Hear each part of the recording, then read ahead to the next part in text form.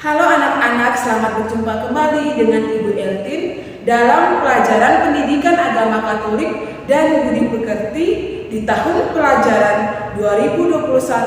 2021-2022.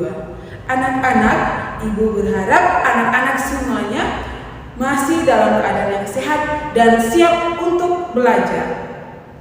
Hari ini, Ibu Eltin akan memberikan pelajaran untuk pertama kalinya di tahun pelajaran 2021-2022. Pelajaran pertama kali ini tentang bermain bersama teman. Sebelum kita memulai pembelajaran, mari kita siapkan hati untuk berdoa. Anak-anak, ambil sikap yang sopan, ambil sikap berdoa. Mari kita siapkan hati untuk berdoa. Dalam nama Bapa dan Putra dan Roh Kudus. Amin. Ya Allah Bapa dalam surga, kami bersyukur kepadamu atas berkat dan rahmat yang Engkau berikan kepada kami. Hari ini kami akan melaksanakan pembelajaran hari pertama. Kami mohon kiranya Engkau mengutus Roh Kudus-Mu ke dalam hati dan pikiran kami, agar kami mampu belajar dengan baik. Doa ini kami sampaikan kepadamu lewat perantaraan Kristus Tuhan kami. Amin. Dalam nama Bapa dan Putra dan Roh Kudus. Amin.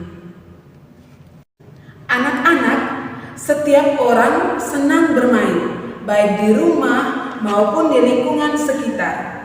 Bermain bisa dilakukan sendiri dan juga dengan teman-teman.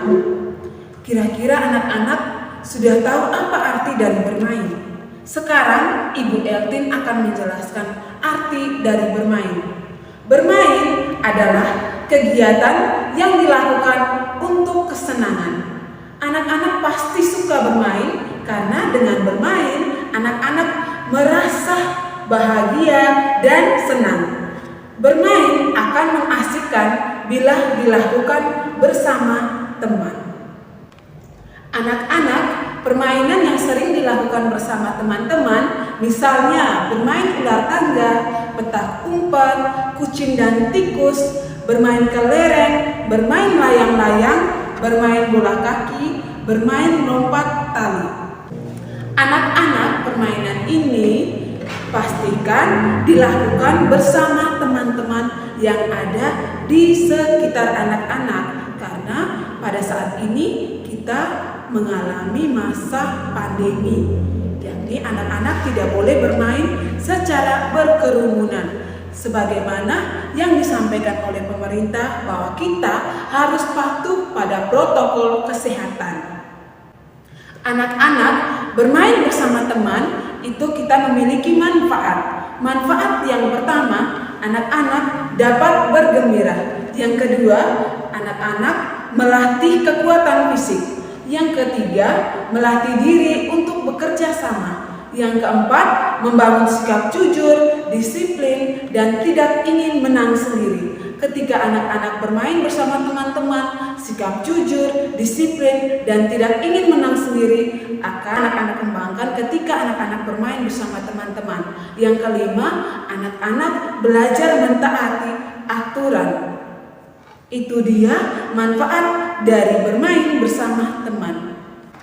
Anak-anak, berikut ini Ibu akan menampilkan kisah persahabatan dari kitab suci, yakni kisah antara Yonatan dan Daud. Mari kita baca bersama-sama dan mendengarkan kisah berikut ini. Daud dan Yonatan. Daud adalah anak bungsu Bapak Isai. Ia bekerja sebagai penggembala domba. Daud sangat berani. Daud bersahabat dengan Yonatan. Yonatan adalah anak sulung Raja Saul. Yonatan sangat setia kepada Daud.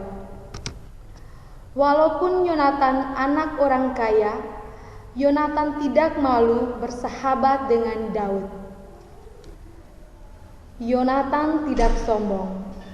Suatu hari, mereka mengikat perjanjian untuk saling setia dengan persahabatan mereka. Yonatan memberikan baju perangnya kepada Daud. Bukan itu saja, tetapi ia juga memberikan alat-alat perang seperti panah, pedang, dan ikat pinggangnya. Semuanya itu ia berikan kepada Daud, karena Daud sangat berani dalam berperang. Ketika ia memimpin perang, ia selalu menang, sehingga ayahnya Yonatan, Raja Saul, mengangkat Daud menjadi kepala prajurit. Anak-anak, berdasarkan kisah tadi, kita lihat persahabatan antara Yonatan dan Daud sangat akrab dan baik. Keduanya saling menghormati satu sama lain. Sebagai sahabat, mereka bukan hanya menikmati kegembiraan di saat bermain, tetapi lebih dari itu, mereka juga saling menolong dengan hati yang tulus. Kisah persahabatan antara Yonatan dan Daud ini harus anak-anak teladani. Karena apa? Persahabatan mereka adalah persahabatan yang tulus. Anak-anak, berikut ibu akan memberikan rangkuman materinya. Yang pertama, ada bermacam-macam permainan yang dapat dilakukan, baik secara sendiri ataupun bersama teman. Yang kedua, bermain bersama teman akan lebih menyenangkan. Yang ketiga, dalam bermain kita harus bekerja sama dengan teman. Yang keempat, manfaat dari bermain. Ada beberapa manfaat dari bermain. Yang pertama, anak-anak dapat bergembira. Yang kedua, melatih kekuatan fisik. Yang ketiga, melatih diri untuk bekerja sama. Yang keempat, membangun sikap jujur, disiplin, dan tidak ingin menang sendiri. Yang kelima, belajar mentaati aturan. Yang keenam, membangun persahabatan dengan teman. Yang ketujuh, menemukan anugerah Allah dalam persahabatan.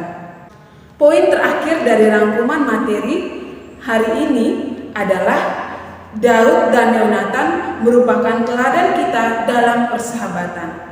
Anak-anak, itu dia rangkuman dari materi pembelajaran hari ini.